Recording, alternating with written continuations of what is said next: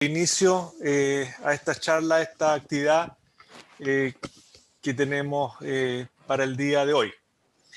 Le doy la bienvenida a todos quienes se han conectado. Agradezco, digamos, que la convocatoria y especialmente a Luis Zamorano, que es profesional del Instituto Nacional de Hidráulica, que también profesor de la Universidad de Chile, que ha recogido nuestra invitación y ha accedido a presentar esta charla introductoria a la modelación bidimensional. Esta charla se enmarca dentro de las actividades que como comité nosotros nos propusimos realizar para este año. ¿Ya? Esto surgió a partir de la reunión de inicio de año que tuvimos en marzo, donde definimos una serie de actividades y dentro de esa estaba, digamos, hacer esta charla y que posteriormente, digamos, a las charlas lo que esperamos y que nuestro anhelo es que podamos hacer un curso en que se profundice ya en el uso de las herramientas. Agradezco a Fresia Valdebenito, que fue quien propuso la idea, digamos, y ha estado también empujando para que esto salga, y a María Soledad Osorio, que ha hecho todas los contactos y las coordinaciones con INH también para lograr llegar a esta charla. Bueno, sin más, los dejo con Luis Zamorano, quien ya va a presentar esta charla que mencioné. Muchas gracias y adelante, Luis. Muchas gracias, Rodrigo. Bueno, yo también quiero agradecerte a ti, Rodrigo, a la AIC por la invitación. Le agradezco también a todos los colegas que están escuchando. Y este es un tema que, bueno, en el instituto, la modelación bidimensional es un tema que lleva tiempo. Yo ingresé al instituto el 2010 y antes ya los ingenieros, mis colegas ingenieros ya hacían modelos bidimensionales en el instituto. Y yo también comentarle un poco, estuve también en una consultora, antes de venirme al instituto, estaba en el área privada, estaba en GHD, y decidí venirme entonces a trabajar al Instituto Nacional de Hidráulica, y en GHD ocupaba ya los modelos bidimensionales. Y es una charla bien especial para mí porque yo partí con los modelos bidimensionales, entonces encuentro que son útiles y viendo la literatura, cada vez toman más peso y se han transformado en herramientas para la toma de decisión que son importantes. Entonces creo que es relevante esta charla para, a nivel introductorio, poder un poco mostrarles de qué se tratan estas herramientas y en qué estado están y cómo nos pueden servir a nosotros para nuestra labor de ingeniero. Entonces, el contenido de la presentación tenemos, yo creo que va a demorar, voy a tratar de hacerla lo más corta posible, pero igual creo que va a ser un poco extensa, voy a tratar de abordarla en menos de una hora. Lo primero es una introducción general al problema, a lo que son las ecuaciones 2D, un poco de hidráulica, de dónde nacen. Después comentar, no puedo dejar de pasar por la ecuación, en todo caso es algo somero, vamos a hablar ahora algo de la ecuación.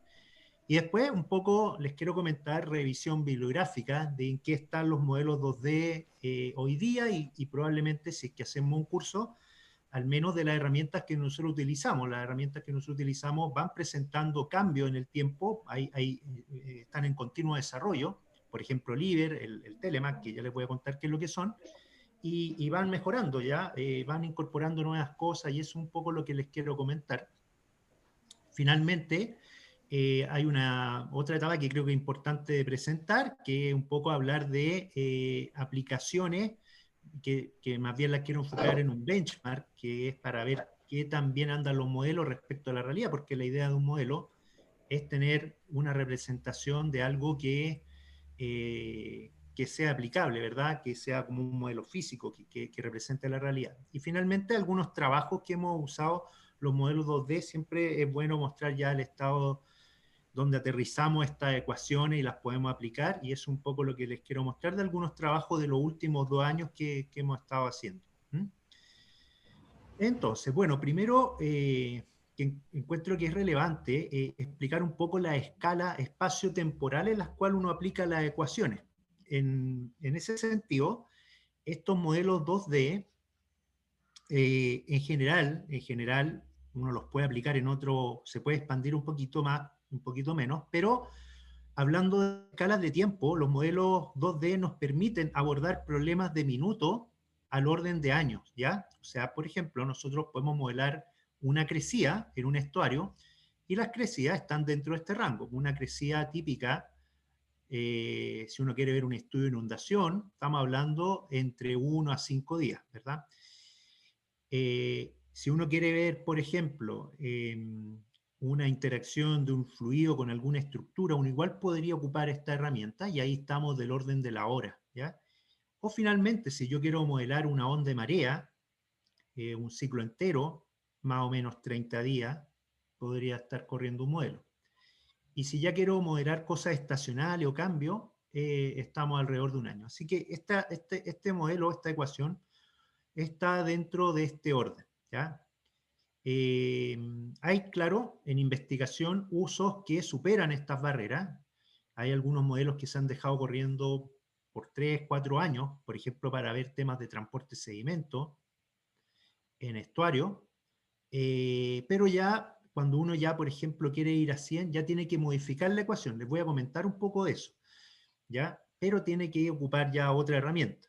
Así que ese es un poco el término de la escala. Y en la escala espacial, por otro lado, estos modelitos generalmente lo aplicamos a los ríos, lo aplicamos a dominios que tienen que ver del orden de cientos de metros. No estamos resolviendo cosas muy pequeñas, sino estamos viendo cosas más bien macro, cosas que tienen que ver con cuerpos naturales de agua, un lago, un río, el mar, la costa, son rangos de aplicación típicos. Aquí también les quería mostrar otra cosa. Cuando uno habla de modelo 2D, también es bien general, ¿ya? Esto que les muestro acá es un modelo que no es de los que vamos a hablar, pero justamente lo pongo por eso, porque también es un modelo 2D, pero no es el modelo 2D de lo que vamos a hablar, ¿ya?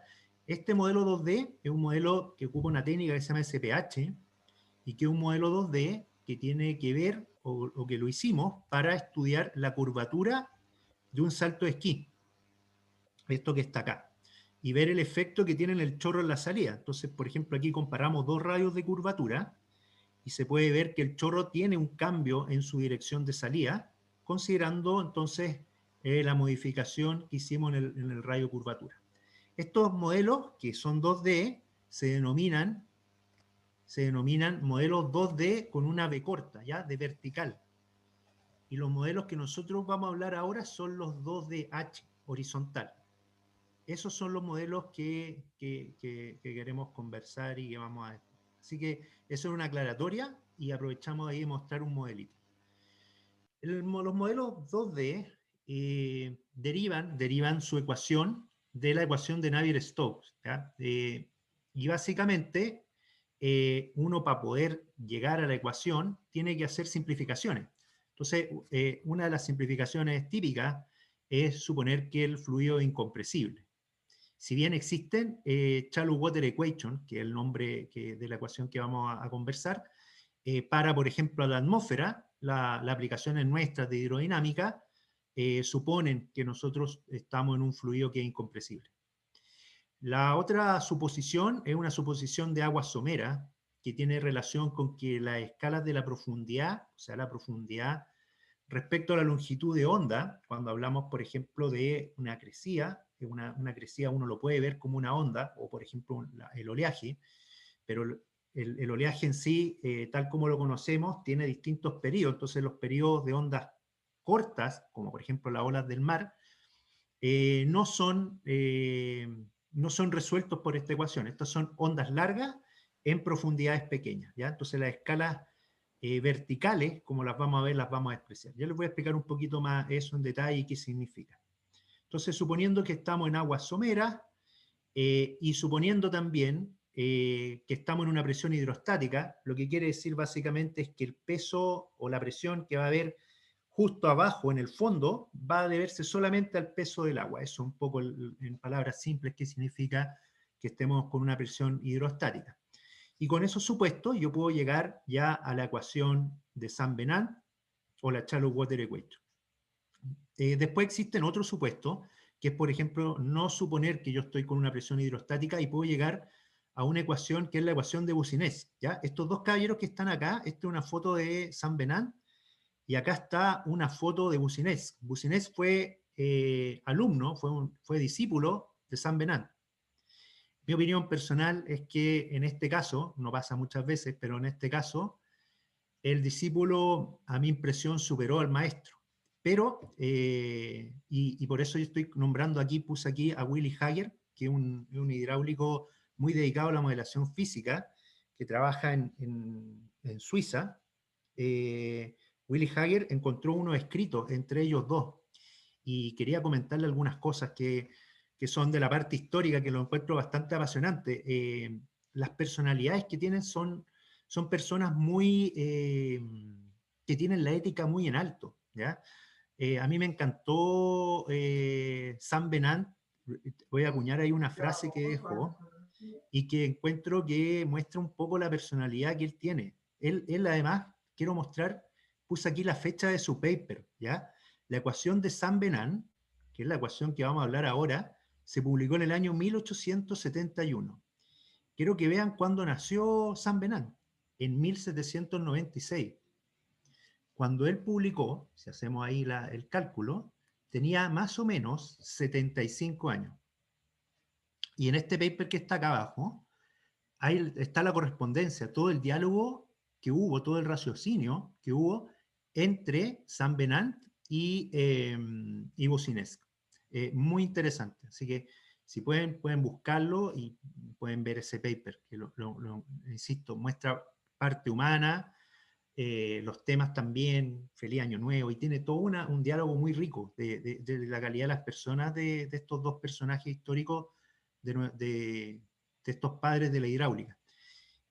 También comentarles que Saint-Venant, en la ecuación de Navier-Stokes, también quizás pudo haber estado él, ¿ya? Él fue uno de los primeros también que planteó esta ecuación, pero por diferentes motivos no quedó como el autor de esta ecuación. Bueno, ambos son franceses también, y Saint-Venant, por ejemplo, trabajaba en ayudar a la Cruz Roja y tiene toda una historia también bien particular. Insisto, como personas son muy rescatables.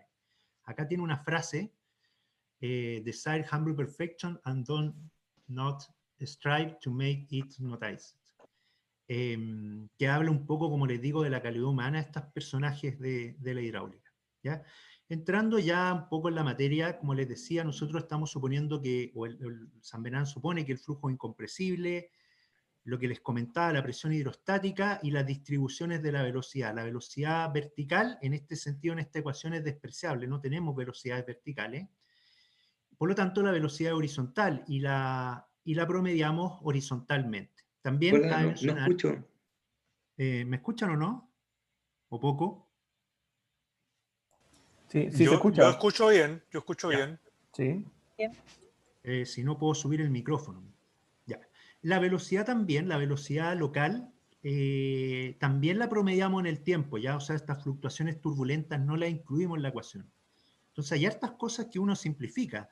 Acuérdense que cuando viene un flujo, nosotros tenemos en la vertical tenemos una graduación que sigue un perfil logarítmico, idealmente. Entonces, aquí hay hartos supuestos detrás. Entonces, en palabras simples, lo que les quiero tratar de transmitir es que las velocidades en general en esta ecuación nos van a dar un valor que no es exactamente quizá el valor de la velocidad. Entonces, generalmente ahí es donde un poco fallan.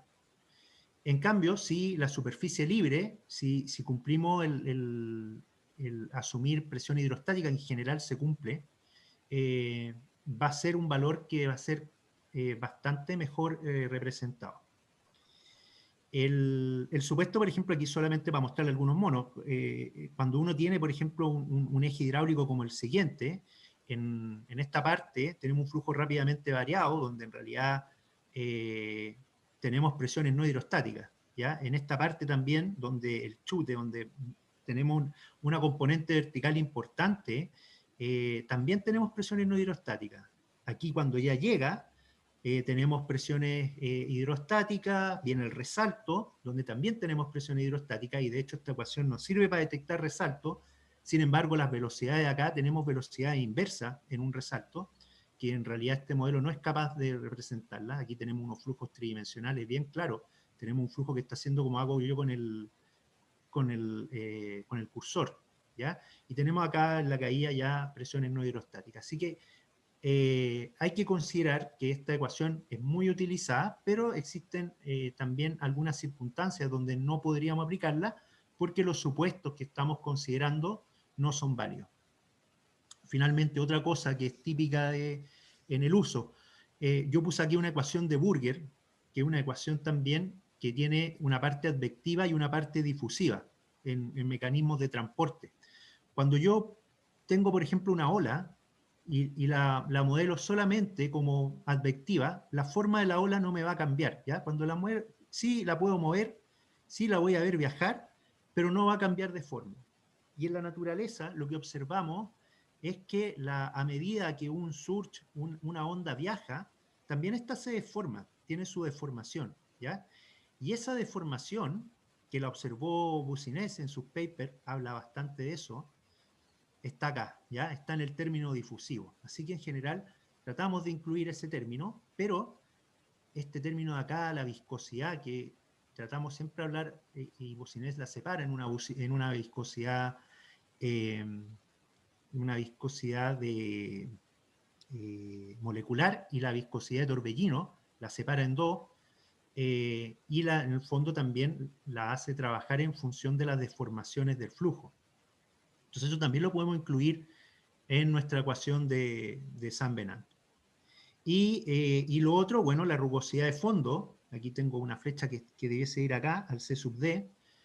El esfuerzo de corte de fondo lo vamos a caracterizar siempre de esta manera, ¿ya? Como una ecuación de Morrison, como una ecuación donde tengo la velocidad al cuadrado y toda mi incertidumbre que tengo respecto al fondo, toda la turbulencia que se genera, que es un tema muy complejo, todo esto tiene que ver con investigación.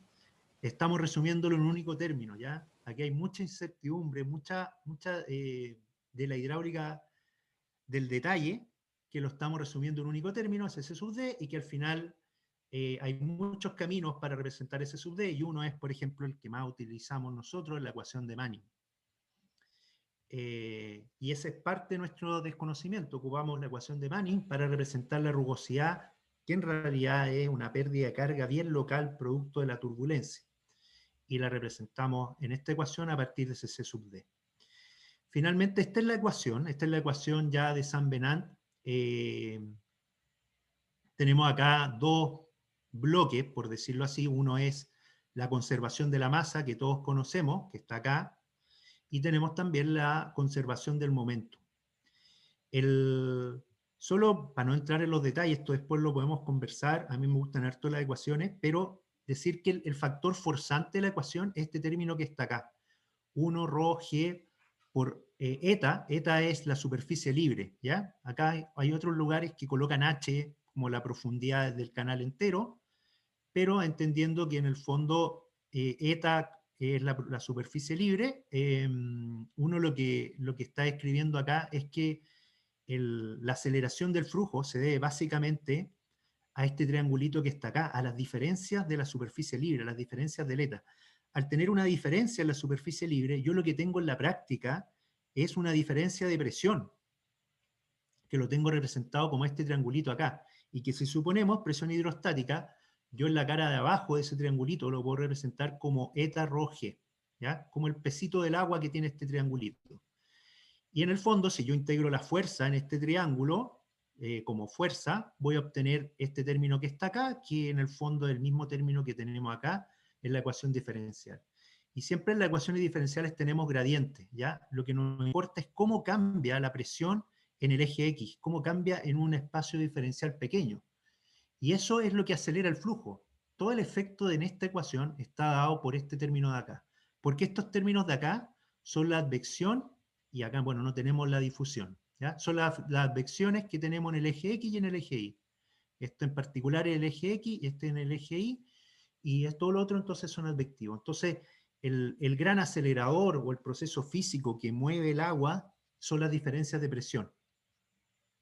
Y además, bueno, estoy igualando a cero, y además tenemos que incluir la fuerza externa de este pequeño volumen de control diferencial, y ahí es donde empezamos, me salté, empezamos a colocar las otras fuerzas, que aquí las tengo igual a cero, y que se ponen en función por unidad de masa, y tenemos, por ejemplo, la rugosidad de fondo, también tenemos la gravedad, si es que queremos colocar una pendiente de fondo, entonces eso es el típico de colocar el delta Z, como qué tan inclinado está el fondo, y ahí generalmente hacemos que el seno del ángulo lo tratamos de simplificar, y por eso es que hablamos de pendientes pequeñas, y tenemos que incorporar todos estos términos que están acá, y cada vez los modelos le agregan más términos a este lado de la ecuación. Pero la ecuación básica es la que está acá, y yo les decía que el término más importante del lado izquierdo de la ecuación viene dado por la presión,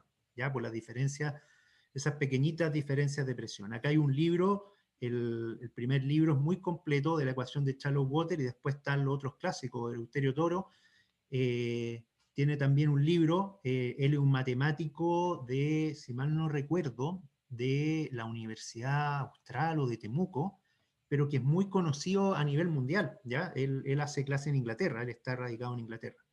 Y Hanish Chaudhry también es un libro muy bueno que ya está en su segunda edición, que también tiene todos estos detalles, y quien quiera profundizar, los invito a leer más esos libros, y pueden encontrar información más detallada de lo que le acabo de comentar. Finalmente, bueno, la ecuación diferencial, como ustedes saben, esto no tiene solución analítica, y por lo tanto es necesario aproximarla, ¿ya? Y los métodos, en realidad por eso es que puse ahí que es una aproximación. Uno lo que trata de hacer es esta ecuación diferencial, las ecuaciones diferenciales, los métodos, llamémoslo diferencia finita, elementos finitos, volúmenes finitos, SPH, que son los que están acá, lo que hacen es transformar la ecuación diferencial en un sistema algebraico. Y cuando ya estamos en el álgebra, ya podemos empezar a meterle mano, ¿verdad?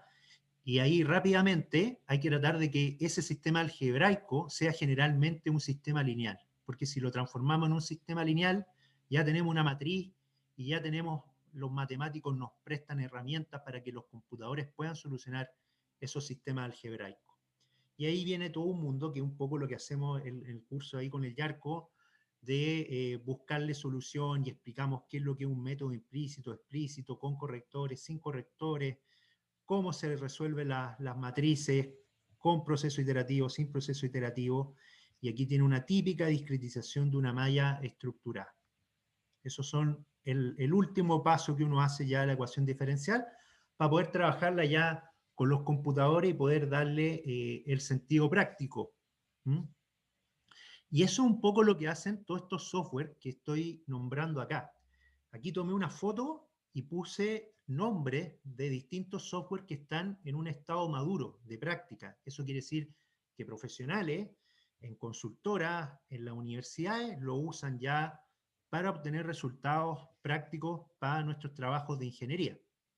Aquí puse como nombre, puse los nombres que están maduros, y como les decía, faltan algunos códigos que están más bien en el estado del arte, y básicamente yo creo que todos conocemos alguno de estos códigos, ¿ya? El GECRAS es probablemente el más conocido, y el GECRAS, a partir de su versión 5, incluye ya la Shallow-Water. Podemos hacer modelos bidimensionales con el GECRAS. Y dentro de, bueno, también de toda esta familia, yo les voy a comentar un poco de algunos de estos, al menos los que nosotros usamos, pero todos estos modelos, la gran mayoría de los que están acá, son códigos también open source. Entonces ahí viene la pregunta de cómo hago yo la elección de mi modelo. Si yo estoy en una consultora o quiero hacer un trabajo, ¿cuál modelo ocupo? son todos iguales y es un poco lo que vamos a tratar ahí un poco de comentarle y aclarar. Respecto a la elección del modelo, primero, cada uno de estos modelos, como en el fondo resuelve la Shallow Water, han tenido que especializarse, ¿ya? Han tenido que, de cierta manera, usarse en un ámbito bien particular. Por ejemplo, el COMCOT es un modelo que está hecho exclusivamente para estudiar tsunami. Yo no puedo, por ejemplo, colocarle un río al COMCOT, pero es un modelo costero que está especialmente diseñado para estudiar tsunami, que se estudian a partir de la Shallow Water Equation, o sea, de la ecuación de San Bernard. Titan 2D, por ejemplo, un código también abierto, que también es una Shallow Water Equation, pero que incorpora otras rheologías, ¿ya? Me sirve, por ejemplo, para estudiar flujos de detrito. Asimismo, tengo, por ejemplo, agarrando cualquiera, Swatch es un modelo, también una Shallow Water Equation, pero que tiene un término adicional que me permite modelar también, incorporar, por ejemplo, presiones no hidrostáticas. Entonces me permite estudiar olas. Y así, cada uno de estos códigos que están acá tiene su particularidad que lo hace aplicable a distintas líneas de investigación, a distintos problemas. Entonces, una de las cosas que me hace elegir el código es exactamente lo que dice acá, la especialización del código, y esa especialización viene dado en los términos fuentes. En eso que decíamos igual a cero, es ahí donde está la diferencia en la ecuación diferencial. XBeach, por ejemplo, es un modelo que está especializado en costa. Entonces, como términos adicionales, tiene un término para el agrupamiento del oleaje. ¿Ya? Las olas vienen en grupo, y eso es importante para los procesos costeros. También tiene algunas ecuaciones que me permiten disipar la energía a través del rompimiento. Y también incorporar la simetría del oleaje, que también es importante para los que estudiamos costa. Yo estoy en esa línea, así que estas cosas son importantes, son mejoras. Ahora, el problema de meterle más cosas a un modelo es también que lo hace más complejo y me hace más difícil calibrar. Cuando yo quiero, por ejemplo, calibrar un modelo, el XBeach, estoy hablando que tengo que calibrar 6 parámetros. Cuando uno calibra un típico modelo Shallow Water, por ejemplo, un GECRAS, el valor típico de calibración, el de literatura, es el valor de Manning. Tengo la rugosidad. Cuando yo le voy incorporando más términos fuente, estoy colocando más de esas incertidumbres, sobre todo en un rompimiento de una ola donde tengo turbulencia. Entonces le voy agregando cada vez más términos que son al final parámetros de calibración, así que al final se me hace cada vez más complejo el cuento. Así que si bien tengo más física, tengo más complejidad. Lo otro que me va a ayudar a definir qué código utilizar es también la facilidad de uso. Hay muchos software que corren en Linux, que corren bajo archivos de texto, que tengo que configurarlo. Entonces, generalmente uno busca facilidad, ¿verdad? Entonces, dentro de las cosas o de los códigos que son fáciles de usar, están los software comerciales. Así que si uno tiene y desea invertir, uno al invertir en realidad en un software comercial no es que esté comprando mejor física, no es que esté incorporando cosas más modernas. Lo que uno realmente, y en mi opinión, lo que uno realmente está comprando en un software pagado es una mejor salida gráfica y menores tiempos de uso, ¿ya? Facilidad en la implementación y en la ejecución del modelo. Rapidez también uno compra porque los modelos generalmente que son comerciales, por ejemplo, han incorporado el uso de tarjetas gráficas que aportan mucho a la hora de solucionar el problema en menor tiempo. Si yo también ya estoy en ciencia, quiero hacer investigación, quizás voy a buscar un código que tenga mejores esquemas numéricos y solver. Ya vamos a ver que esto influye. También si quiero ver, mirar, por ejemplo, relacionado con esto, en la especialización del código, si quiero que me incluya ecuaciones que tengan rheologías distintas al agua. Entonces, si quiero estudiar flujos detríticos, por ejemplo, el Flow 2D, el Titan 2D. También, quizás voy a estar interesado en acoplarme con algunos otros modelos de ola. Entonces, para eso, por ejemplo, están estas grandes suites. El Delft, que antes era un software pagado, el Telemac, y también tenemos el IRIC, que es un consorcio japonés-norteamericano y que este open source. Este también es muy bueno para el área fluvial. También me interesa, si estoy haciendo investigación, que el código sea open source. Eso quiere decir que yo pueda ver el código fuente, pueda meterme en el Fortran y modificarlo. Y ese, por ejemplo, es una de las ventajas que nosotros vimos en el Telemac. Lo otro es el escalamiento. Si yo este software lo puedo compilar, o sea, puedo hacer el ejecutable que corra en un supercomputador, que es un poco lo que tenemos ahora en el instituto, un computador con 120 núcleos, donde podemos, en el fondo, correr los modelos de una forma más rápida, o que sean escalables a la nube. Últimamente, los software, para que ustedes sepan, se pueden correr en las nubes. Yo puedo comprar un pedazo de computadora a Amazon, y en Amazon puedo correr mis modelos numéricos, con todos los núcleos que la plata me dé para arriendo ese computador. Entonces eso también se está usando. De hecho, líneas de negocio como el DHI, que es el MIC, lo que están vendiendo ahora quizás ya no te están vendiendo el software, te están vendiendo el servicio de correr el MIC en una nube. Y eso te va a dar muchas ventajas comparativas porque te va a permitir tener los resultados antes. Y otra decisión que uno puede tomar entre un modelo y otro es el grado de madurez y la comunidad de usuarios, ¿ya? Entonces también nosotros cuando elegimos el Telemac es porque tiene una comunidad muy grande de usuarios. Se las voy a mostrar ahí un poquito. Y finalmente, si tengo no dinero, voy a optar por un software pagado probablemente, o si no tengo, por un software open source. Como les decía, las ventajas van a estar en la hora hombre. Cuando yo hago un presupuesto, probablemente un presupuesto del MAI 21 debiese venir en plazos y a un costo menor, porque es más fácil hacer el modelo en el MAI 21. No así en un software que está quizás recién partiendo, que uno tenga que programar en Python.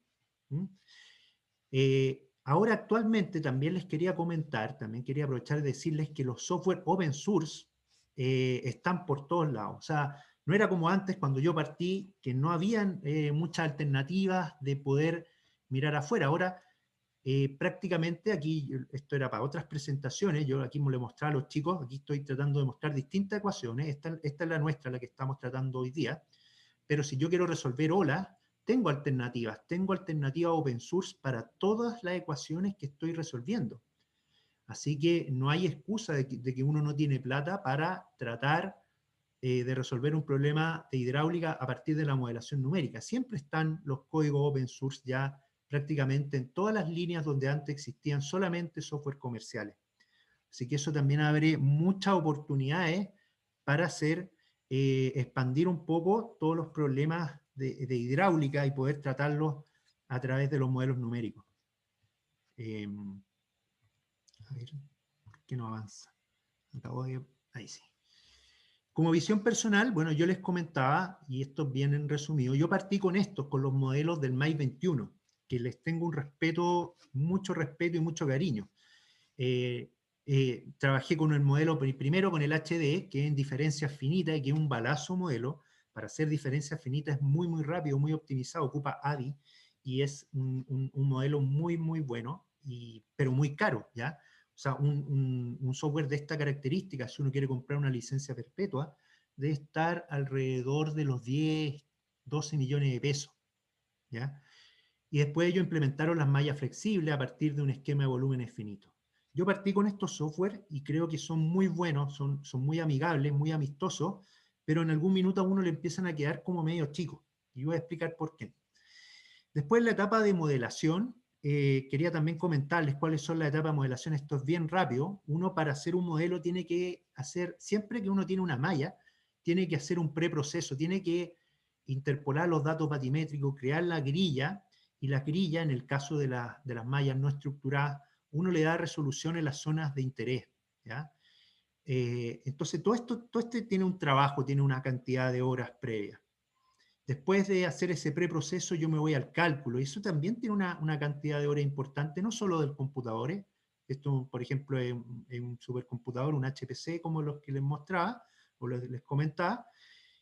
Así que esto tiene también su trabajo, y finalmente el postproceso. Y esto era también en el marco de otra presentación, les comentaba ahí en esa oportunidad a la gente que la mayor cantidad de tiempo, donde están las horas de los ingenieros, están metidas en el preproceso. Entonces, cualquier ahorro, yo les decía, los software comerciales ahorran acá, o sea, están apuntados a tratar de hacerte este camino más fácil. ¿Mm? Así que Este es como, digamos, el gran cuello de botella, si uno quiere verlo en términos de horas, donde están las horas de trabajo de los ingenieros. Finalmente, y en particular, esto está bien empleado a ingeniería de costa, para no entrar mucho en detalle. Yo cuando voy a hacer un trabajo de una costa como la que está acá, yo tengo que alimentar el modelo con condiciones de borde, ¿verdad? Tengo que darle características, por ejemplo, de salinidad, temperatura, tengo que darle la marea, tengo que darle la velocidad del flujo a esa entrada. Puedo hacer supuestos súper duros, como por ejemplo salinidad uniforme, y ahí ya no tengo que entrar acá, pero si quiero reproducir bien las condiciones hidrodinámicas y quiero saber exactamente lo que está pasando, y quiero que el modelo realmente sea una herramienta predictiva, tengo que alimentar los bordes a partir de otros modelos. Entonces tengo que, o puedo medir y rodear esto de instrumentos, lo cual saldría pero un ojo de la cara, o sacar datos de otros modelos, modelos locales, regionales, y muchas veces, les voy a mostrar ahí algunos ejemplos del instituto, nosotros tenemos que construir dos modelos, un modelo regional para darle finalmente un dato a otro modelo local. Entonces tengo que ir como anidando soluciones. Y eso es lo que les digo que es como el preproceso y que lo transforma en muy lento. Entonces yo para tener aquí un resultado, tengo que construir todo este castillo. Y ese castillo, pucha que es tiempo y cuesta. En los solvers también les decía, generalmente ahora que tenemos computadores más rápidos, antes nos quedamos conforme con hacer 3 o 4 modelos para calibrar. Ahora estamos haciendo arriba de 50 modelos para calibrar. Como les decía, cuando yo tengo 6 variables y quiero, por ejemplo, hacer un análisis de sensibilidad de las 6 variables y tener, por ejemplo, 3 valores de las 6 variables, ya tengo que hacer muchos modelos. O sea, si quiero ver, por ejemplo, 3 variables para 6 modelos, significa hacer 3 por 3 por 3, o sea, 3 elevado a 6. Entonces ahí ya estamos hablando de cientos de modelos. Y eso va en todo implementarlo en un solver, en carpetas ordenadas, que corre ordenado, que los resultados queden ordenados. Y en el solver también está el tema de los núcleos, que yo voy a tratar ahí de darle a los tiempos de cómputo, yo los puedo ir bajando a medida que yo le voy metiendo núcleos, y los software, los más modernos, los que yo les mostraba ahí, están todos paralelizados. Esa es la palabra paralelizar, quiere decir que el problema se divide, muchas veces dicen que un problema uno, para darle una buena solución, lo tiene que dividir. Y esto es parecido, uno aquí divide el problema en varios subproblemas, en varios submodelos chicos, y eso es lo que uno resuelve de una forma más óptima. Entonces está todo este trabajo de escalamiento, y hay que llegar a tamaños de malla óptima, entonces ahí también hay una cantidad importante. Y finalmente el postproceso, que es cuando uno presenta los resultados en bonito, cuando uno agarra los resultados, que en realidad son matrices, y las transforma en gráficos. Siempre los resultados numéricos tratamos de presentarlos en gráficos, y ahí una idea básica: elaboración de figuras, series de tiempo, animaciones, residuos, estadígrafos, series de espacio de frecuencia, si quiero hacer wavelets u otras técnicas más avanzadas, voy a invertir horas, y eso aproximadamente un 30%. Y finalmente ahí recién tengo el resultado, y quiero comentarles que el análisis es quizás también, que no está acá, es cuando yo veo el dato y empiezo a entender la dinámica en mi problema de ingeniería, es quizás también ahí donde hay mucha hora. Así que un modelo numérico, a pesar de todo esto avance que les muestro, tiene su cantidad de horas importante. Respecto a los software que ocupamos en el instituto, en el marco de la Shallow Water, nosotros tenemos los que tenemos, se los voy a nombrar. Tenemos licencias del MAI 21, históricas, la hemos tratado de mantener, la mantuvimos hasta el 2016. Son licencias caras, nos costaban casi 10 millones mantenerlas todos los años, y al final optamos por llegar hasta el año 2016, porque básicamente no la estábamos usando. Estamos usando, por ejemplo, este software que es open source, que se transformó en open source, que es el Telemac, y que tiene todos estos solvers, tiene modelos tridimensionales, y tiene el 2D, que es el que estamos hablando. Este es el gran desarrollador, Harboet, y que tiene un librito también, una persona muy amable. Fíjense que este librito, por ejemplo, nosotros lo contactamos, y vean cómo son. Este caballero llegó y nos mandó el libro por correo, y nosotros no se los pedimos. O sea, eso habla de la calidad de persona también del caballero, lo cual también a nosotros nos llegó bien, bien adentro. El Telemac es un consorcio ya de varias empresas, lo más importante son los franceses, pero un consorcio de alemanes, franceses, el BAU, no sé si ustedes lo conocen, el laboratorio, el 100% fiscal, es un laboratorio de Alemania, y que es el encargado de darle conectividad a los canales. Ellos tienen muchas rutas de transporte por canales, y tienen unos modelos físicos espectaculares. Modelación física son realmente un referente para nosotros. En Inglaterra, HR Wallingford lo mismo, ya es al revés la gestión de un laboratorio de hidráulica. Nosotros somos, como ustedes saben, mitad fiscal y tenemos que autofinanciarnos el instituto. Y Wallingford la tiene más dura que nosotros porque son 100% públicos. Entonces, las investigaciones, que es lo que a uno le gusta, hay que financiarlas, ya no son gratis. Entonces, estos tipos uno se saca el sombrero, ¿ya? Ellos son 100% privados, y en realidad lo hacen muy, muy bien. Un ejemplo. Como les decía, el BAU es 100% público, ¿ya? Y los franceses, bueno, también tienen sus laboratorios, acá está Canadá también metido. Así que este es un consorcio bien, bien fuerte, tienen congresos, es una comunidad muy poderosa, ¿ya? Es una comunidad, y su software lo están cada vez haciendo, le están agregando cosas. Así que hay muchas empresas metidas en ese software, y le da bastante peso, ¿ya? Y por eso también lo incorporamos. Es como una especie muy parecido al del Mike, al DHI. Y está también Delft, que no lo nombré, no lo puse. Delft es una de las, digamos, lamentablemente están solos, son ellos los holandeses, pero también tiene una suite muy, muy buena que la están desarrollando, pero también tienen su línea un poco más comerciante. Los franceses me atrevería a decir que son un poco más abiertos, y este sí que es open source. Uno puede ver el código Fortran y uno lo edita. Y el otro, bueno, el modelo que también en algún minuto, y todavía lo seguimos usando, y el ministerio, entiendo, le está dando harto énfasis, es el IBER. Y el IBER, la primera versión yo la ocupé estando en consultoría, el 2010, tenía el MAIC, y como esto empezó a salir en ese año, me llamó mucho la atención y lo empezamos a ocupar, y daba resultados muy parecidos al MAIC, así que era muy buena opción. A uno le llamaba la atención cómo un software que cuesta 10 millones, de repente te sale una versión gratis con una interfaz gráfica, corre muy bien en Windows. Así que este es un software muy, muy bueno también, ¿ya?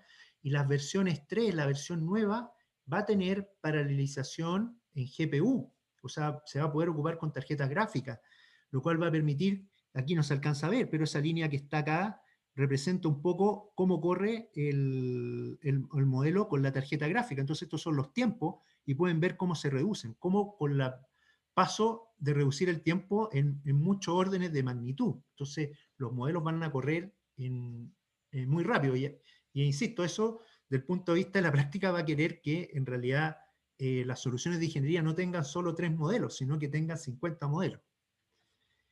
Y el desarrollo acá de esto está llevado mucho por España, ya hay las universidades de España, también el Estado español, a través, por ejemplo, del CEEX, han hecho distintos desarrollos. Entonces, un poco respecto al modelo Aliber, en el estado del arte que se encuentra, o los desarrollos nuevos, uno de los desarrollos nuevos tiene que ver con transporte de sedimentos multiclase, ¿ya?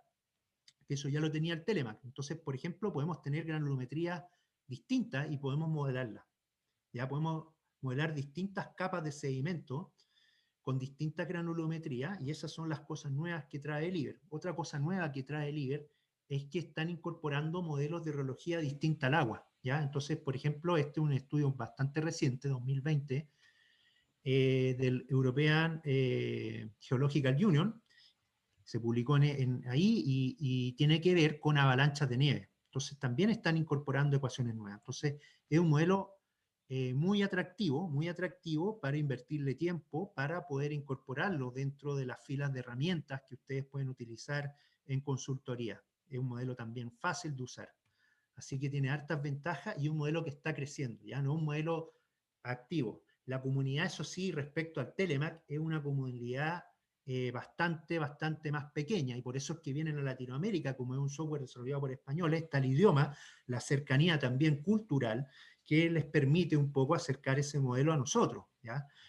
No así los del Telemac, que no vienen mucho a Chile, o a Sudamérica, en realidad sí a Uruguay, a Argentina. Yo he tenido algunos colegas ya que han tenido contacto con ellos, pero no son tan...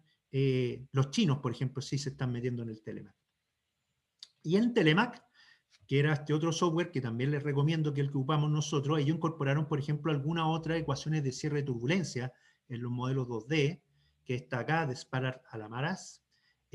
También acoplaron modelos de viaje con el modelo 3D. Generalmente los modelos de viaje uno tiene los tensores de radiación, pero eso es promediado en la vertical, y aquí hicieron investigación, incorporaron una especie de tensores de radiación que tienen su distribución tridimensional y lo incorporan en un modelo 3D. En el modelo 1D, en una ecuación de Saint-Venant pura 1D, también tienen algunos módulos de autocalibración, tienen algunos algoritmos que permiten autocalibrar los modelos, lo cual también es muy práctico. Y también en su último avance incorporaron un módulo nuevo de transporte de sedimentos que, viendo los papers, esto es data como del 2019, 2018, esto se ve que son bastante similares al que ya tenían, y entonces hay que meterse un poquito más en el detalle para ver cuál es la ganancia de este nuevo módulo de transporte de sedimentos. Pero aún así, están haciendo cada vez incorporación de nueva física a los modelos actuales, así que también es algo súper atractivo y un modelo que es relativamente simple de usar, quizá un poquito más complejo que el IBER, pero igual es fácil de usar. Malla autoadaptativa, aquí por ejemplo quería mostrarles que las mallas también uno las puede ir adaptando a partir del gradiente, entonces a partir de dónde viene la onda entrando, yo puedo pedirle a los modelos que las mallas se vayan autoadaptando, entonces tengo una mejor resolución de los gradientes, y eso me permite finalmente tener soluciones que se aproximan mejor a los valores experimentales. Las mallas autoadaptativas, que ya están en el JERRIS, y es un programa, de hecho un software que se cerró, en el 2012 lo cerró el desarrollo, ya la tenía incorporada en la ecuación Shallow Water. Y estos son resultados de Shallow Water. Este es un caso típico que se ocupa para validar modelos de tsunami.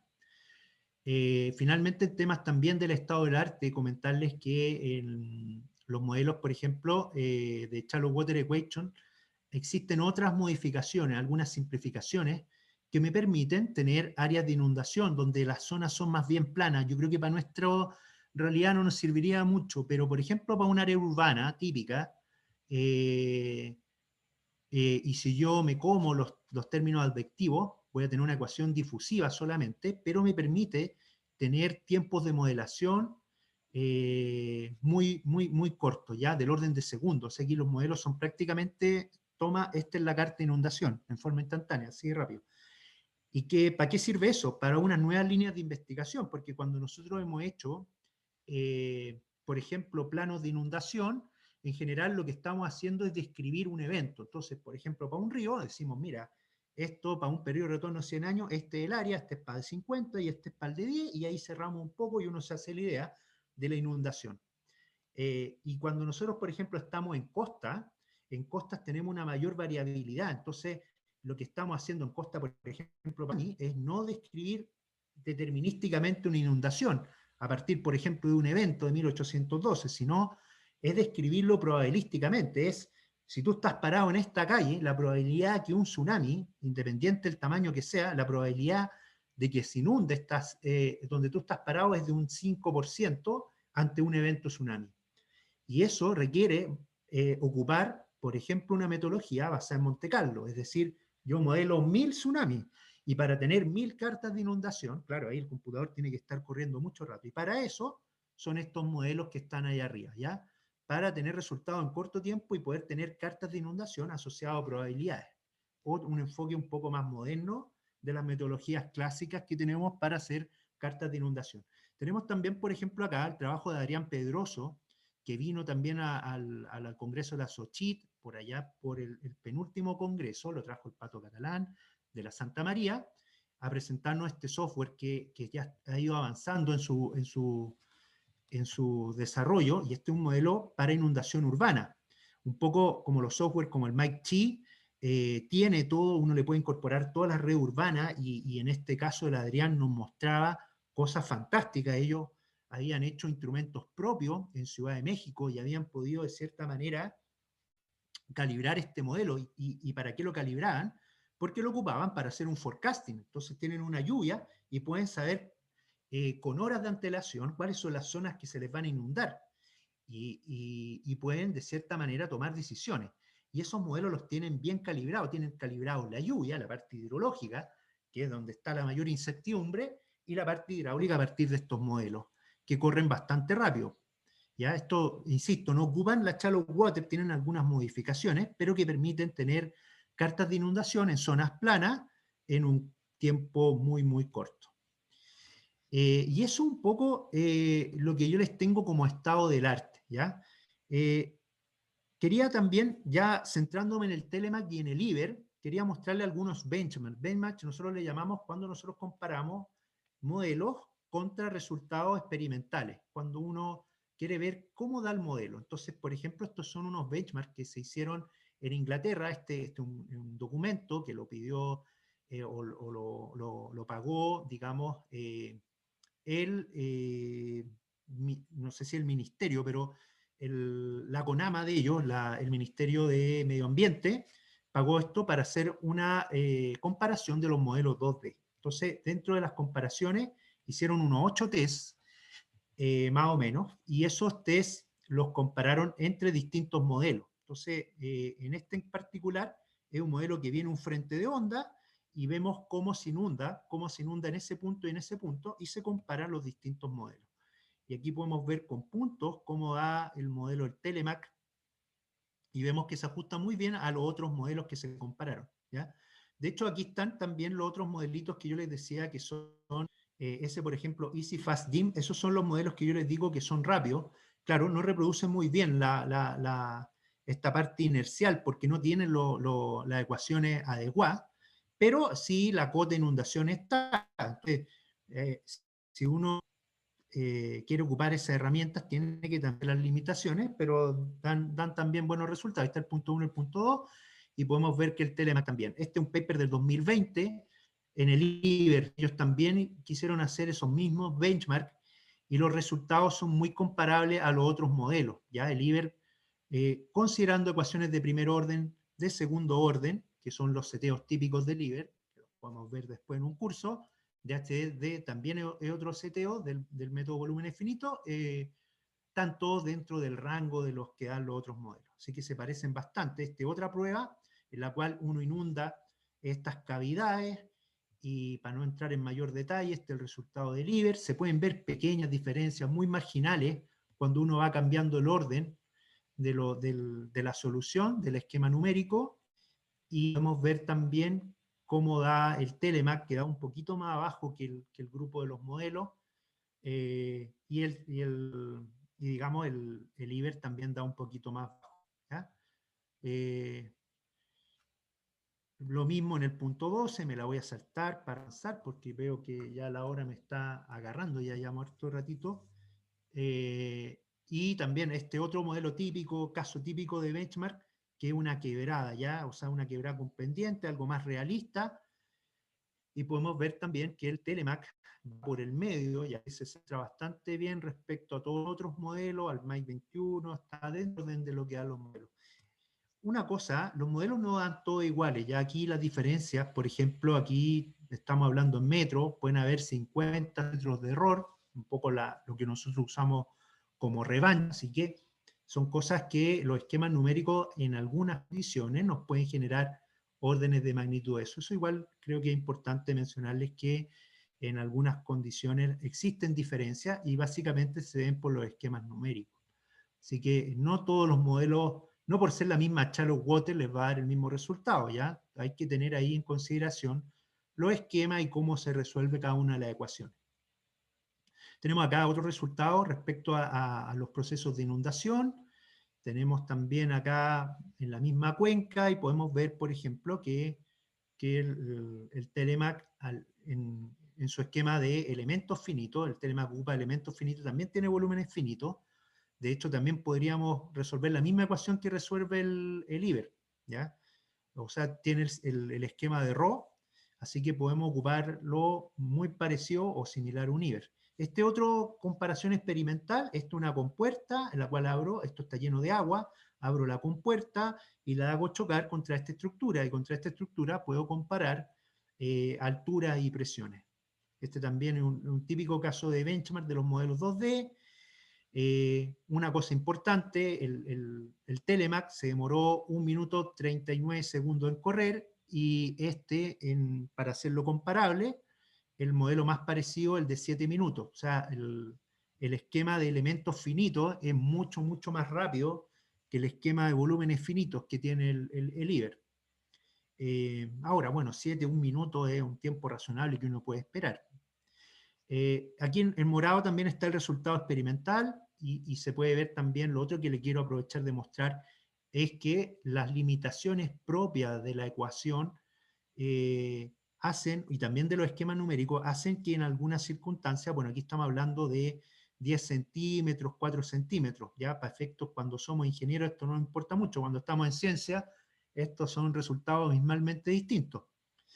Y el resultado experimental es el que está acá, con algunos pi y algunas cosas. La ecuación por distintos motivos no anda del todo perfecto en estas cosas. Existen otras herramientas, un modelo tridimensional va a dar mucho mejor ajuste acá, pero como aproximación, si uno lo quiere entender como eso, es una muy buena aproximación, ¿ya? Acá tenemos también los resultados del IBER, cómo se van ajustando, va un poquito por la capa superior, sobreestimando un poco los valores experimentales, y aquí también podemos ver las diferencias también que se generan en los esquemas numéricos, ¿ya? Son distintos esquemas, y en particular también las distintas mallas, que son los casos que estaban en las tablas, ¿ya? Un poco más de lo mismo, y por honor al tiempo les quiero presentar ya muy rápidamente aplicaciones que hemos hecho en el instituto. Entonces la primera aplicación, una aplicación fluvial, es para estudiar la bocatoma de agua andina, donde en el fondo el problema es un problema de sedimentación. Al abrir ellos la compuerta radial que tienen, el ideal es que ojalá les generara una limpieza bien marcada de la zona, cosa que no ocurre. Entonces, uno con un modelo numérico, el ideal es hacer un modelo físico según mi opinión, pero también con un modelo numérico uno puede llegar con ciertos resultados. Y nosotros aquí usamos un enfoque que se llama de modelación híbrida. Usamos modelos tridimensionales y modelos 2D, en particular el Telemac, además de algunas mediciones de campo que la usamos para calibrar, ¿ya? En el OpenFOAM lo ocupamos para realizar una curva de gasto, ¿ya? Una condición de borde para nuestro modelo 2D. Esto un poco, y hicimos también un modelo simplificado, ya estudiamos solamente el área de la compuerta. Aquí está la compuerta radial, esta es la zona donde captan, la zona de la captación, y aquí pusimos sedimento, y entonces hicimos un modelo morfodinámico de esta zona en particular, como quien hace un modelo físico de solamente esta parte de la obra, ¿ya? Entonces, por lo tanto, despreciamos los aportes laterales, que tuvimos que verificar si este supuesto era bueno o no, y en general se ve que las velocidades acá son más bien bajas, por lo tanto, si bien es cuestionable, para efectos prácticos y tener un modelo que corre rápido, asumimos que lo podíamos despreciar, ¿ya? Así que incorporamos también granulometría uniforme. En el caso, por ejemplo, como vieron en el IBER, podemos generar acá una granulometría que podría incluir, por ejemplo, un acorazamiento con distintos layers, eso se podría modelar numéricamente, y tenemos también acá, supusimos, un gasto constante de agua para nuestro experimento. Este es un poco el modelo del OpenFOAM, aquí está la compuerta, y a partir de eso construimos las curvas de gasto, que son los datos, que como no teníamos datos de la curva de gasto, hicimos esto para poder incorporarlo en nuestro modelo 2D. Y en nuestro modelo 2D nosotros hicimos unas calibraciones, como les decía, con un clúster uno puede correr 100 casos sin mucha pérdida que se demore mucho en correr. Calculamos los root mean square error de todos esos casos, variamos todos estos parámetros y tomamos una decisión respecto a cuál era el modelo que mejor daba, y a partir de esos parámetros empezamos a hacer las pruebas de distintas geometrías, que es un poco lo que tenemos acá. Y empezamos a ver qué pasa si colocamos los if-de. ¿Qué pasa si colocamos un muro y empezamos a estrechar el flujo? Si rellenamos, si generamos un talud, y hicimos un montón de pruebas con distintas geometrías, distintas soluciones, que es un poco lo que uno haría en el modelo físico. Y a partir de la simulación uno puede ver dónde se va acumulando el sedimento, que en este caso lo teníamos con color rojo, y en color azul las zonas de erosión. Entonces podíamos ver si lográbamos alguna limpieza en la zona, y a partir de distintos análisis, ahí viene lo que les decía, pudimos determinar algunas soluciones que después, bueno, a Agua Andina le recomendamos que las viera en un modelo físico para estar más seguro. Y quizá una conclusión importante está acá, y es que es importante el tiempo de abertura, entonces quizás tú no necesitas invertir en nada de obra acá, sobre todo si te estás metiendo en el río Maipo, sobre todo si aquí está casi el agua que toman todos los santiaguinos, entonces mejor, dale mayor abertura a la compuerta y se te va a limpiar más.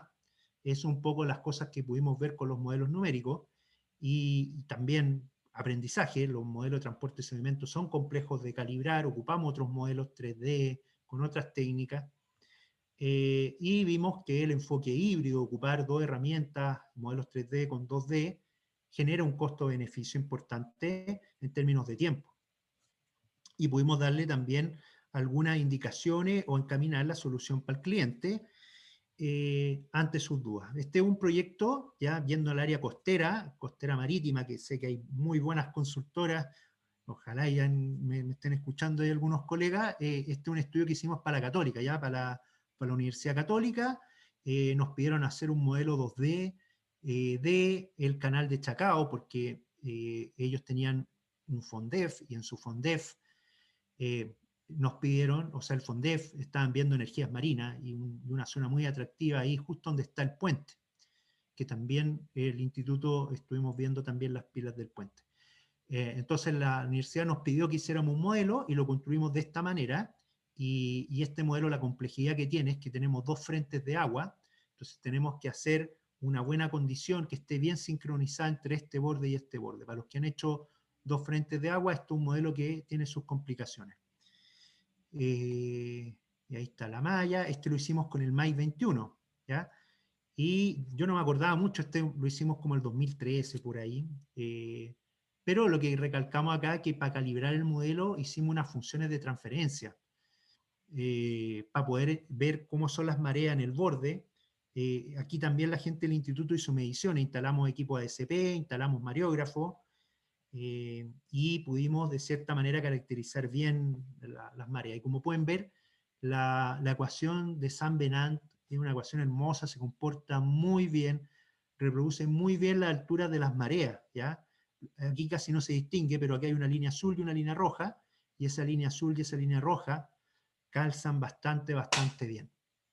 Tenemos, por ejemplo, acá hice un zoom para poder ver los resultados ya en la zona de estudio, en el canal de Chacao, donde prácticamente nos dan las mismas mareas. Si uno hace un típico gráfico de comparación, de correlación, las mareas se ajustan muy bien, y los errores son más bien pequeños, ¿ya?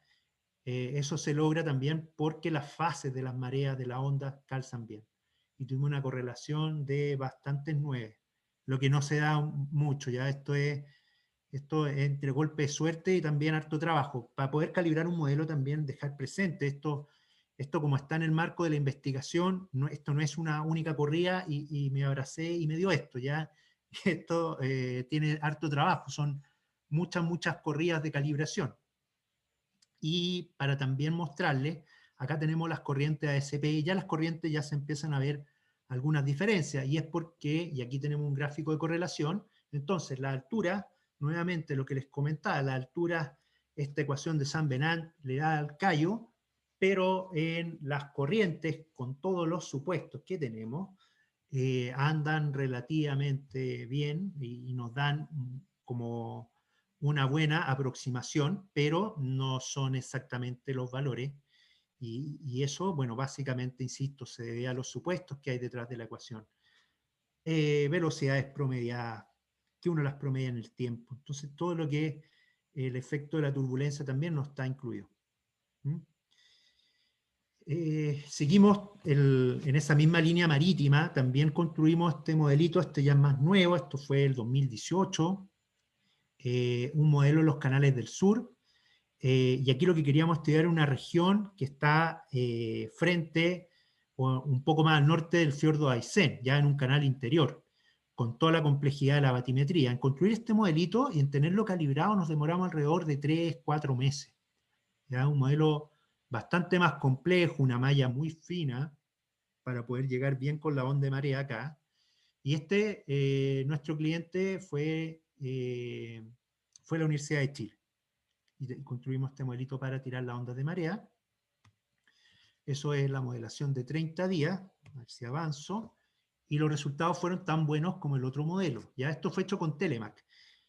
Y aquí, bueno, acá está el gráfico en la zona de Bahía Mansa, y podemos comparar también con los datos de ASP en estos canales del sur que están perdidos, y a pesar de eso anduvimos muy bien en la predicción de las amplitudes de la marea. ¿Ya? Esto está en términos de lo armónico de la marea. Para los que están en costa me van a entender.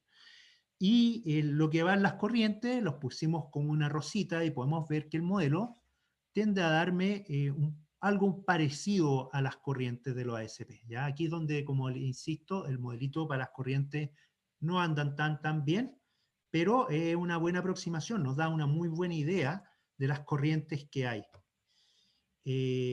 Finalmente, ya en costa, este es un estudio que está en desarrollo, estamos viendo ahí un poco la morfodinámica en la bahía de La Serena, es un modelo morfodinámico, entonces uno acopla, y por eso es que les decía la importancia del Telemac, aquí necesito acoplar corriente, oleaje y morfodinámica, y modelamos algunas cosas de climas medio. Aquí está la malla, un poco como en la costa, incorporando datos de marea, datos de ola, pudimos, y haciendo un clustering, eligiendo qué casos son los que vamos a modelar a través de unos algoritmos para elegir casos, que esto que está en clustering, elegimos los climas medios, eso es lo que buscamos con el clustering, representar climas medios, y pudimos representar las corrientes, que son estos resultados que están acá, ¿ya? Y esto es una técnica nueva de mostrar los resultados, que se llama LEAK, y que nos permite, quizá ya no va a ser necesario mostrar los vectores, porque con esto, no sé si lo alcanzan a ver, la resolución en su pantalla les da, pero puedo ver la forma en la cual siguen las líneas de corriente. Entonces puedo tener una descripción de la aerodinámica que me generan, en este caso, el oleaje. Esos son un poco los casos bien a la carrera, como uno lo estoy haciendo, hay mucho más detalle, son mucho más ricos, pero es un poco la presentación que les quería hacer.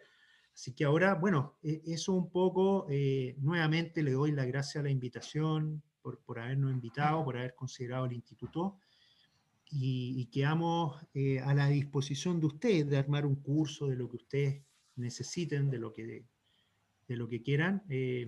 Podemos aportar y apoyarlo desde nuestro ámbito de saber. Así que muchas gracias. Muchas gracias, Luis, por tu muy interesante, muy buena la presentación, por tu tiempo. No sé si alguno de los asistentes tiene alguna consulta que quiera hacer, darnos unos 5 minutos más.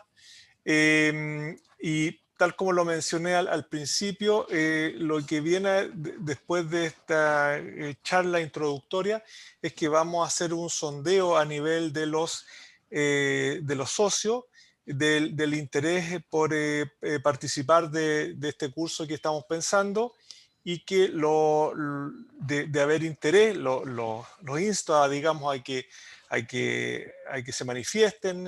Creo que es una herramienta muy buena y que todas las empresas en algún momento ya la están usando o la van a empezar a usar por requerimientos de los clientes, y lo haríamos a principios del próximo año. Nos dejaríamos el mes de diciembre como para sondear y darle forma, digamos, a esto. No sé si hay alguna consulta, por favor, que adelante, y aprovechando que está Luis acá. En el chat no hay nada.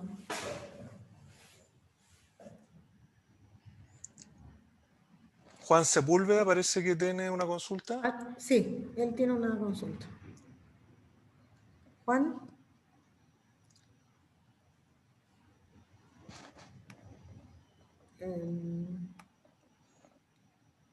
No se escucha, Juan, si es que estás hablando. ¿Ahí sí?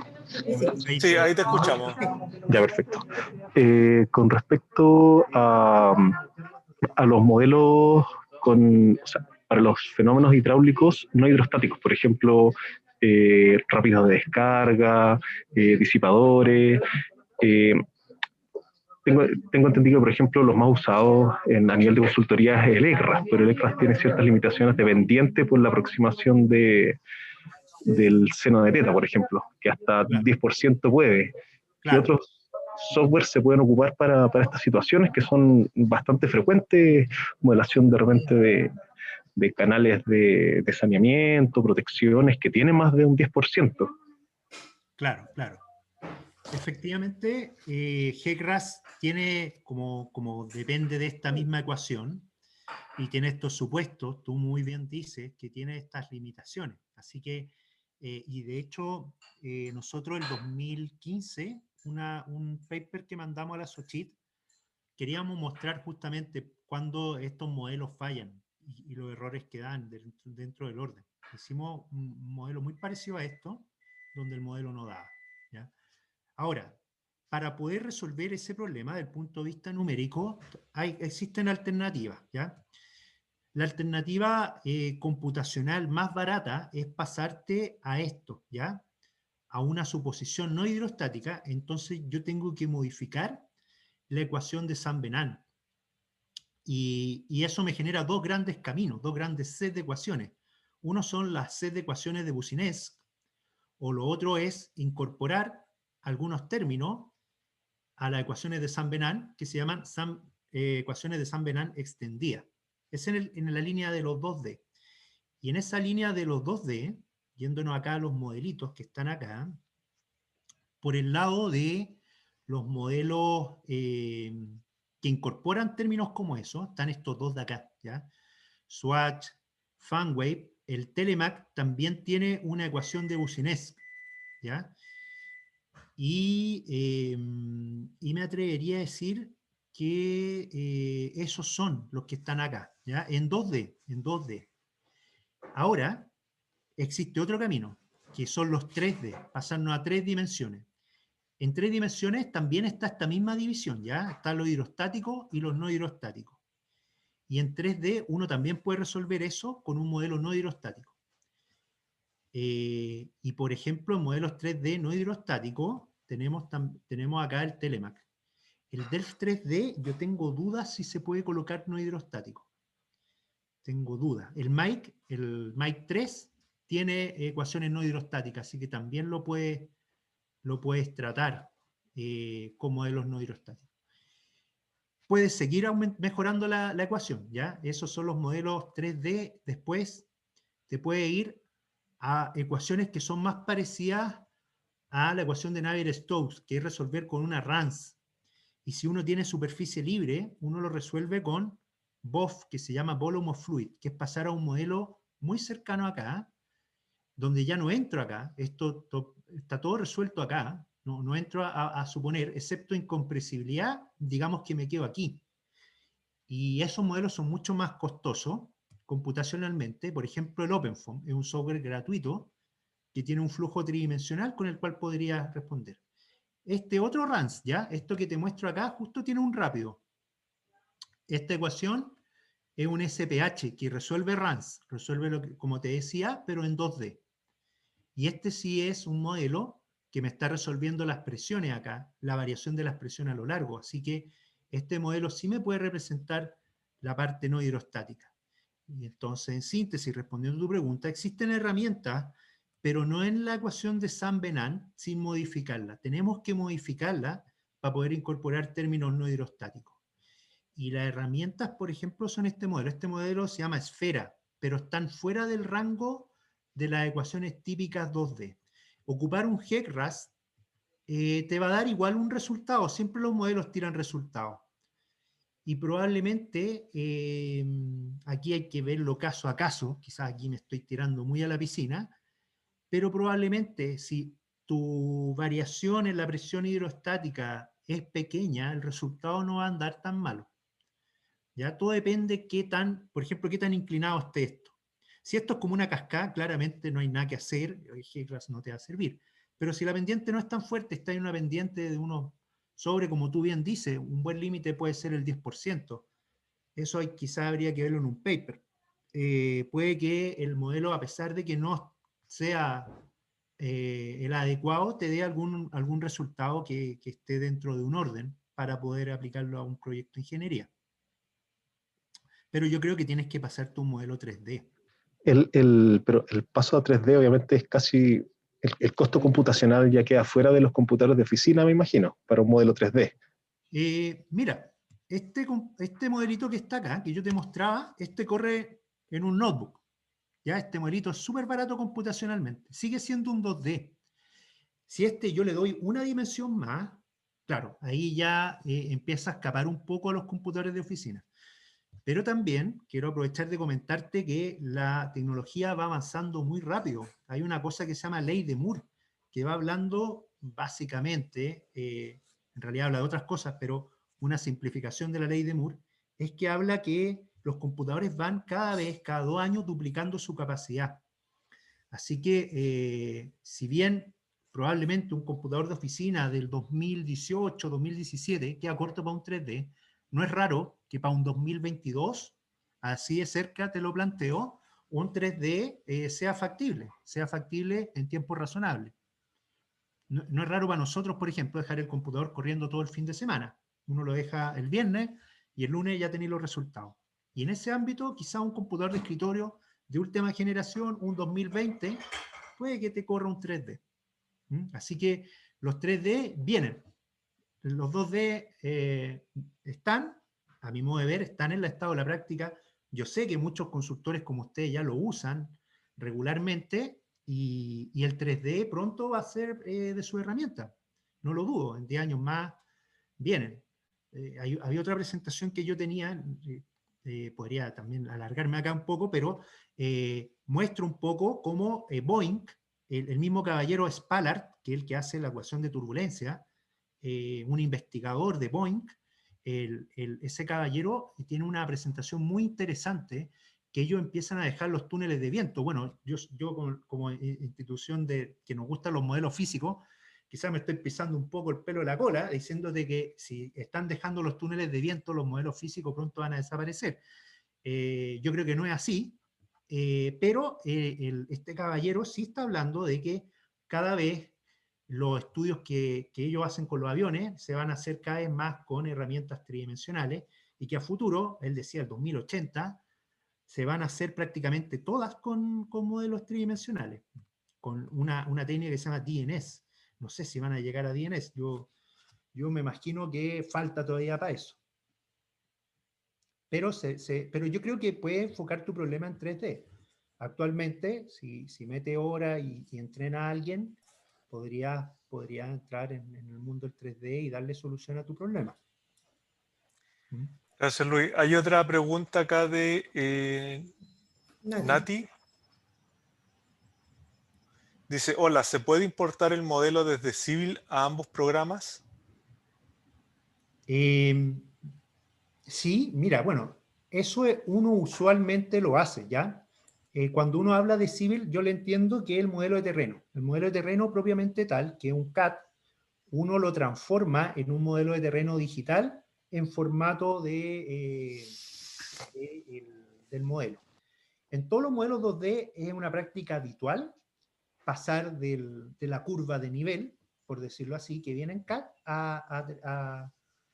al modelo 3D. Ahora, ¿cómo uno lo hace? Va a depender un poco del formato que tenga cada modelo. En un modelo comercial, puede que, en el caso del MAIC, que yo me quedé trabajando en el MAIC hasta el 2012, no es tan directo, uno tiene que pasarlo a un formato DXF y a partir de eso uno ya lo puede leer en el MAIC. En el caso de otros modelos, probablemente la importación sea directa. El Civil, por ejemplo, creo que puede exportar en un formato el modelo de terreno que creo que era XML o algo así, y eso quizá uno lo puede leer, ¿ya?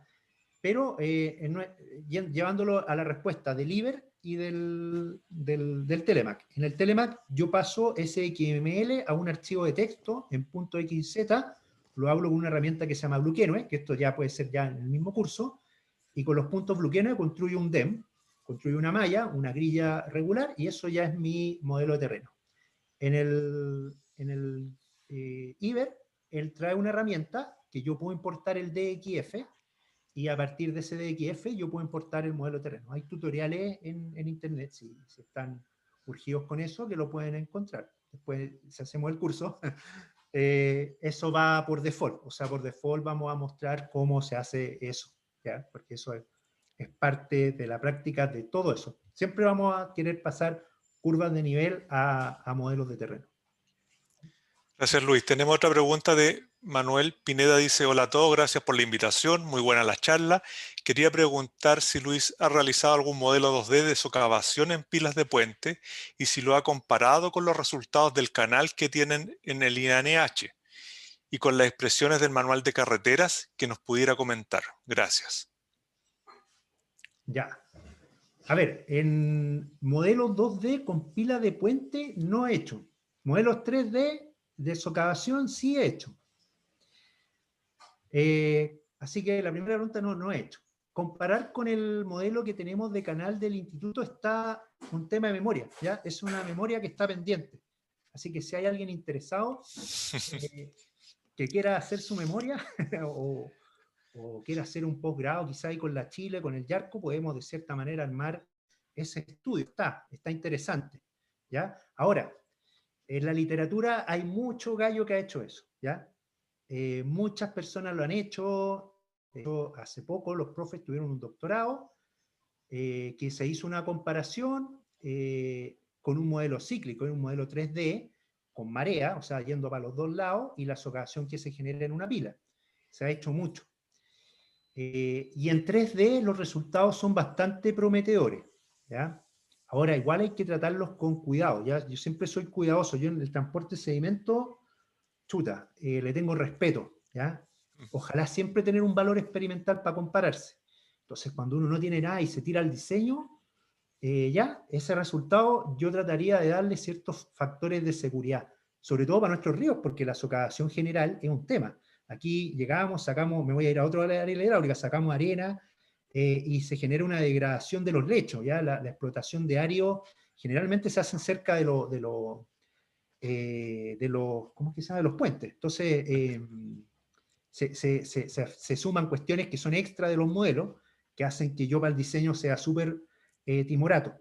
Pero lo que yo he visto en la literatura, te puedo comentar que los modelos 2D dan cosas razonables, no dan cosas muy buenas tampoco, pero dan cosas razonables, dan cosas de aproximación. Por ejemplo, cuando uno tiene un set de pilas, cuando uno tiene una geometría un poco más extraña, ¿ya? Sí te dan cosas que te pueden dar una buena indicación de cómo forma el grupo de pilas, si se te generan agrupamientos de pilas, ¿ya? También, por ejemplo, si uno, quizá uno no necesariamente puede correr un modelo de transporte de sedimento, uno también puede analizar los esfuerzos de corte. El shear stress sí te puede dar un índice de cómo quizás funcionan ese agrupamiento, ¿ya? Entonces, en un modelo 2D, respondiendo, lo más esperable es que los resultados no sean tan confiables como quizás te da en un modelo 3D, pero los modelos 3D todavía están en una etapa de pañales. Así que en esa línea, yo creo que sigue siendo el camino más óptimo, más válido, ocupar un GEC 18, ocupar una función experimental, para poder un poco tener una idea de la socavación de las pilas. Quizás una cosa interesante en el 2D, y que puede también ser tema de investigación, es que la velocidad que nosotros ocupamos para calcular la socavación de la pila con el GEC 18, la obtengamos a partir de un modelo 2D. Y eso nos va a dar una velocidad un poco mayor, un poco más mayorada, porque la distribución del flujo es una de las gracias que te va a dar el modelo 2D. Pero no, respondiendo, no lo hemos hecho, y un tema que puede ser una memoria muy interesante, pero hay que saber armarla, porque, como te digo, hay harto de literatura en eso a nivel de investigación. Bien, tenemos una última pregunta, Luis, antes de cerrar, de Claudio Sangüesa. Dice, hola, muchas gracias por la charla. Mi consulta es, en el caso de lagos, ¿cuáles serían las mejores opciones para realizar modelación hidrodinámico y o calidad del agua? Ya. Mira, en un lago depende de lo que queremos evaluar. En general, yo no te recomiendo un modelo 2D en un lago por varios motivos, porque en un lago tenemos velocidades más bien bajas. En un lago tenemos una hidrodinámica que es un poco más compleja, que tiene relación con la temperatura, ¿ya? La temperatura juega un rol porque al calentar el agua, y al ser los lagos, depende del lago, pero si un lago profundo como los que tenemos en el sur, se va a generar una estratigrafía de densidades distintas, ¿ya?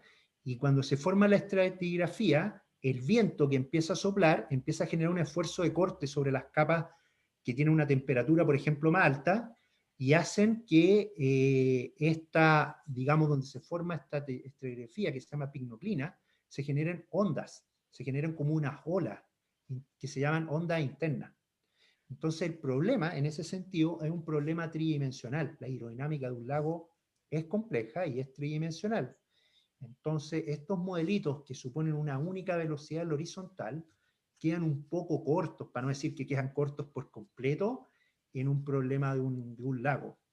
Excepto que el lago sea, como dice la ecuación acá, sea shallow, sea un lago con una profundidad muy baja, ¿ya? Y muy baja, si quiere hasta le coloco número a vuelo de hidráulico. Yo diría que menor a 10 metros. Si tu lago tiene profundidades menores a 10 metros en todo el lago, dale con el modelo 2D. No estás metiendo ningún error. Si ya es más profundo, probablemente vaya a tener efectos 3D. Entonces el viento y todas esas cosas en un modelo que en un lago que es shallow no va a tener mayor problema. En un lago que es más bien profundo, yo creo que tu herramienta tiene que ser un modelo 3D. Tienes que pasar un 3D.